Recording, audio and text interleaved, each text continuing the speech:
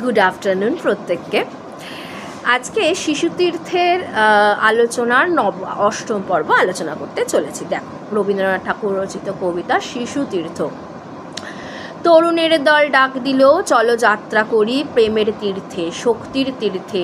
হাজার কণ্ঠের ধ্বনি নির্ঝরে ঘোষিত হলো, আমরা ইহলোক জয় করব এবং লোকান্তর। উদ্দেশ্য সকলের কাছে স্পষ্ট নয়, কেবল আগ্রহে সকলে এক। মৃত্যু বিপদকে তুচ্ছ করেছে সকলের সম্মিলিত সঞ্চলমান ইচ্ছার বেগ। তারা আর পথ শুধায় না, তাদের মনে নেই সংশয়, চরণে নেই ক্লান্তি। মৃত অধিনেতার আত্মা তাদের অন্তরে বাহিরে। সে যে মৃত্যুকে উত্তীর্ণ হয়েছে এবং জীবনের সীমাকে করেছে অতিক্রম। তারা সেই ক্ষেত্র দিয়ে চলেছে যেখানে বীজ বোনা হলো, সেই ভাণ্ডারের পাশ দিয়ে যেখানে শস্য হয়েছে সঞ্চিত, সেই অনুর্বর ভূমির উপর দিয়ে যেখানে কঙ্কালসার দেহ বসে আছে প্রাণের কাঙাল। তারা চলেছে প্রজাবহুল নগরের পথ দিয়ে, চলেছে জলশূন্যতার মধ্যে দিয়ে, যেখানে বোবা অতীত তার ভাঙা কীর্তি কোলে নিয়ে নিস্তব্ধ।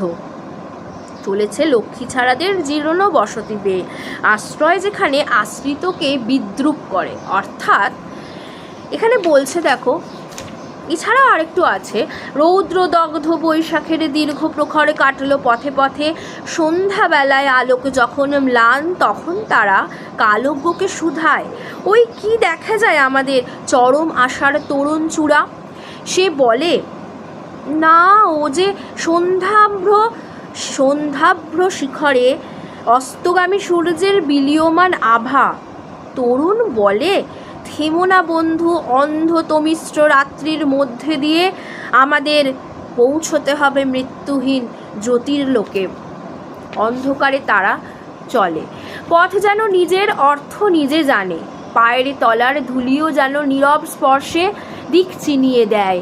স্বর্গপথযাত্রী নক্ষত্রের দল মুখ সঙ্গীতে বলে, সাথী অগ্রসর হও, অধিনেতার আকাশবাণী আকাশে আসে, আর বিলম্ব নেই। এর আলোচনা আমি পরের ভিডিওয়ে করে দেব। আজকে এইটুকুই। Thank you.